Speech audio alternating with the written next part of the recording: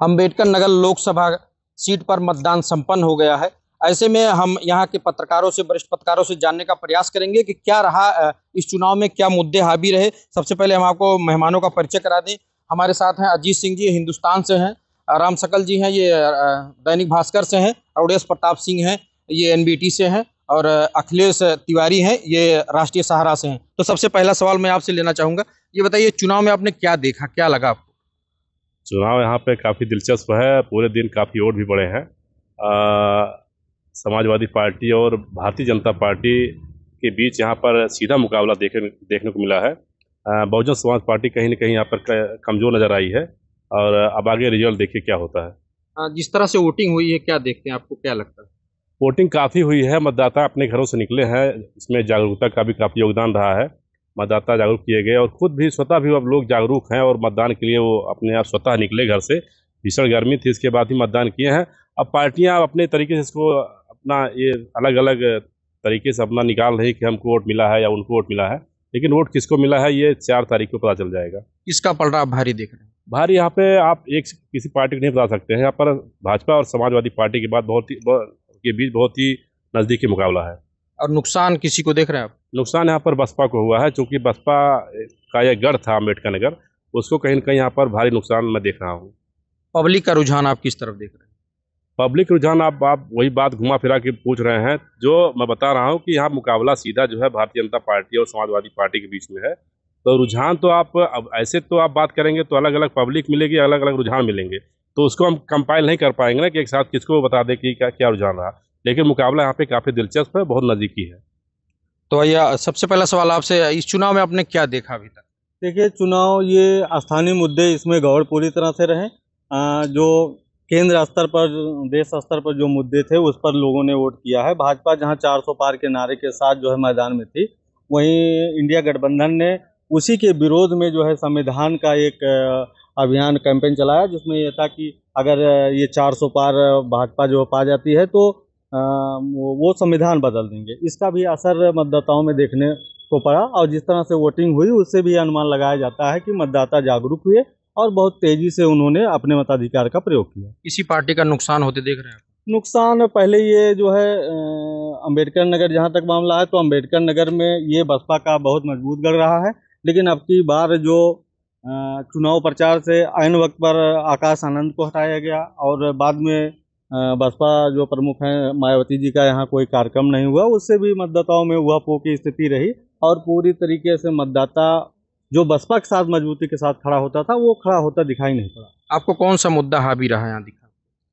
कुल मिला के देखिए, मुद्दा स्थानीय को तो छोड़ दिया जाए, ये जो पुरानी पेंशन बहाली का मुद्दा जो इंडिया गठबंधन ने दिया, संविधान बचाने का जो उन्होंने मुद्दा दिया, और फिर वो अग्निवीर वाला जो आया कि हमारी सरकार बनेगी तो हम अग्निवीर को जो है ख़त्म कर देंगे, उससे नौजवानों में एक नया उम्मीद जगी है कि अगर कोई परिवर्तन होता है तो हमको रोजगार मिलेगा, बेरोजगारी दूर होगी, महंगाई पर नियंत्रण आएगा। तो इसको लेकर भी युवाओं ने खासकर वोटिंग की है। आपने इस चुनाव में क्या देखा अभी तक?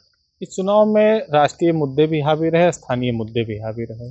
यहाँ चुनाव का मुख्य मुकाबला सपा और भाजपा के बीच है, जो काफ़ी नज़दीकी है दोनों पार्टियों में। यहाँ सबसे ज़्यादा नुकसान हुआ बसपा का। ये कभी बसपा का गढ़ हुआ करता था, लेकिन इस बार बसपा कहीं लड़ाई में नहीं दिख रही है। तो बसपा के दोनों ही प्रत्याशी हैं, कहीं ना कहीं माना जाए दोनों लोग प्रत्याशी हैं, तो क्या लगता है किसको फायदा होता दिख रहा है इसमें? दोनों प्रत्याशियों ने बसपा के कोर वोटर पर जो है वो कब्जा जमाने का प्रयास किया है। दोनों लोगों ने बसपा के वोटों को जो है अपने पाले में लाने का प्रयास किया है। तो दोनों तरफ ये वोट जाएगा, बसपा को भी जाए, बसपा को वोट सपा को भी जाएगा, भाजपा को भी जाएगा। कौन से मुद्दे हावी रहे इस चुनाव में? इस चुनाव में जैसे राम मंदिर मुद्दा रहा और जो है योगी मोदी के ऊपर, उसके बाद तमाम योजनाएं सरकार की वो बीजेपी वाले प्रत्याशी लेकर आए, उन्होंने बताया। और इसके बाद जो ये सपा है, इंडिया गठबंधन का है, इनका एक मुद्दा रहा कि अग्निवीर है, ये लाइक संविधान का कंप्लेन, लाइक संविधान को बचाना है, बीजेपी आने के बाद संविधान खत्म कर देगी। ये कहीं ना कहीं संविधान वाला मुद्दा भी जो है वो काफ़ी शहर से लेकर ग्रामीण तक हावी रहा। आपको क्या लगता है इस चुनाव में आपने क्या देखा पूरे चुनाव में? पूरे चुनाव में जहाँ तक है तो पूरे चुनाव जो है ये मतलब आमने सामने की लड़ाई हुई अमूमन जो है इसके पहले जो चुनाव होते थे वो त्रिकोणीय लड़ाई होती थी, यहाँ बसपा सपा और भाजपा के बीच लड़ाइयाँ होती थी। लेकिन इस बार जो है आमने सामने की लड़ाई है, और आमने सामने की लड़ाई होने के कारण जो है काफ़ी टफ मुकाबला जो है दोनों प्रत्याशियों के बीच जो है देखा जा रहा है। ये मायावती का कर्मभूमि माना जाता है, क्या लगता है आपको बसपा को भारी नुकसान हुआ यहाँ पर?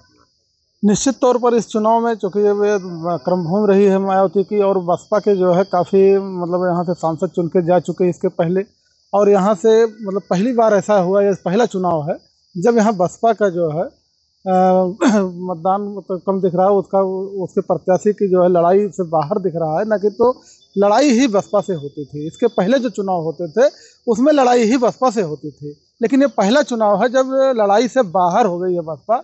और इसका कहीं ना कहीं कारण जो है वो ऊपर से जो मतलब बसपा का जो ऊपर से जो दिख रहा है कि ऊपर से ही वो उतना नहीं दिखा, उनका जो है रुझान जो है कि बहुत मजबूती से ऊपर से ही निकाल पाए मायावती। जबकि यहाँ अब तक जब भी चुनाव हुआ मायावती यहाँ जरूर वो करती थी, जनसभाएं करती थी, लेकिन ये पहली बार हुआ कि जो पूरा चुनाव बीत गया मायावती ने यहाँ कोई जनसभा नहीं की, तो उसका कहीं ना कहीं नुकसान जो है बहुजन समाज पार्टी को हुआ।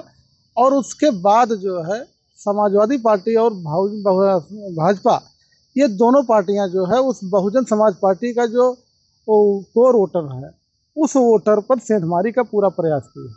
तो फायदा किसको आपको लग रहा है, कौन सा किसको फायदा मिला, किसको नुकसान हो रहा है? अब फायदा और नुकसान अभी बहुत कुछ कहना जो है मुनासिब नहीं होगा कि फायदा किसी भाजपा को हो गया या सपा को, दोनों चूंकि दोनों ही प्रत्याशी बसपा से आए हैं तो उनको पता है कि वो उनका जो कोर वोट कहाँ है और कहाँ से वो जो है सेंधमारी कर सकते हैं। अब ये तो जो परिणाम आने के बाद पता चलेगा कि किसने जो है सेंधमारी ज़्यादा कर ले गई। राम मंदिर मुद्दा रहा इस चुनाव में? राम मंदिर मुद्दा थोड़ा बहुत चूंकि अयोध्या से सटा है तो रहा है, लेकिन जितना बड़ा होना चाहिए था उतना बड़ा नहीं बन पाया। तो कुल मिला के यहाँ के पत्रकारों का यही मानना है कि इस अम्बेडकर नगर लोकसभा सीट पर कांटे की टक्कर है। न्यूज़ 18 के लिए मनीष वर्मा, अम्बेडकर नगर।